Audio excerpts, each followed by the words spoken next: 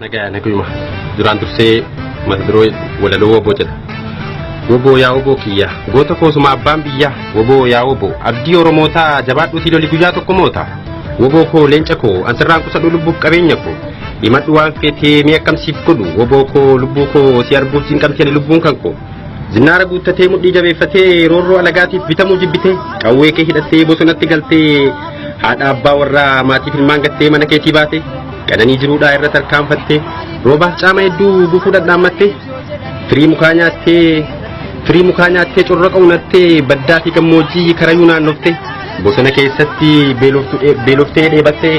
rakkattu dhoksitee beeloftu obsitee saba keetiif jecha lubbuu kee kennite galanni kee woboo hin dhamumame Oromoof Oromiyaan sumaan ijaarame Oromummaan keenya laaftutti argame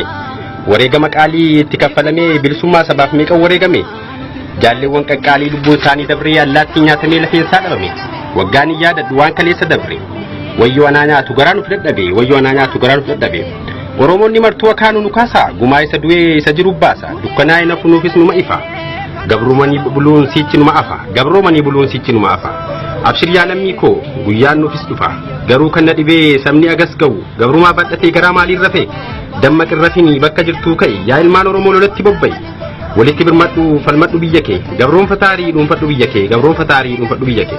osoo biyya qabnuu biyya keenyaa baanee yaa lammii koo bal'aa gargar faffacaane hidhaaf ajjeechaarraa takkaaran galfanne yakka hin dalakne yookiin hin hanne maali kana hunda badiinu dalagne gabrummaan abashaa maaliif nurraan buune mootummaa wayyaanee maaliif nurraan jigne gabrummaa dheessanii biyyarraa ba'anii ilmaan haadha takka addaan faca'anii asii facha deemaa uummanni rakkate homaa bu'aa dhabee kan xaaree barate waggoota dheeraadhaaf dafqa turuurfate beelaa fi dheebuunis garaa isaa hidhatee fala biraa dhabnaan biyyarraa baqate mootummaan wayyaanee lafa gurgurate mee maaluma nyaata uummanni rakkate murtee biraa dhabnaan ofirraa baqate barri baranaa kun silaanuma nyaate wagguu numa jiga dhiigni lammii keenya gubannee cinqabnee wagguu numa boonya kan dhuman hundinuu obboleewwan keenya mee kamiin gaddinee kamiin keessaa dhiibna hiriira sombayin yoom takkaafnee beekna yoom deebii argata gaafiin saba keenya yaa obboleewwan koo numa siniif game kan aara galfatu guyyaa yoom dhufame kaan uleen tumame kaan jiruun gubame kaan immoo qalame kan dhumatee kaan yaadaan hubame kaan immoo hidhame kan dhumate kaan gaddaan hubame yaa rabbi nurraa kaasi mootummaa wayyaane biyya ambaa keessatti nuti kunoo saree taane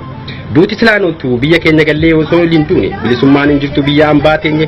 barri sodaachise kan firaaf kan diinaa addaa wallaalchise dukeessuma jira warri garaan bite foon ilmaan Oromoo kan kukkutee nyaate maal wayyaanee himnaa wayyaanee maal jette ofiidiyoo terga ofii golateesse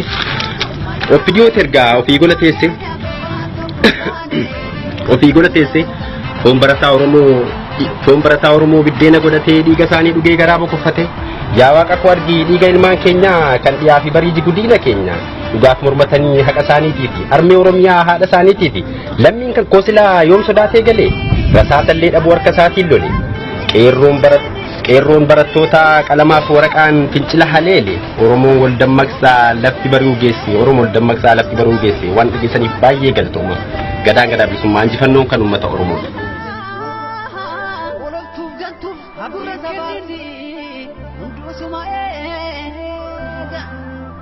Mati beekti gadeen lafa dhiirri oolu akka goonna jeese foon allaatti.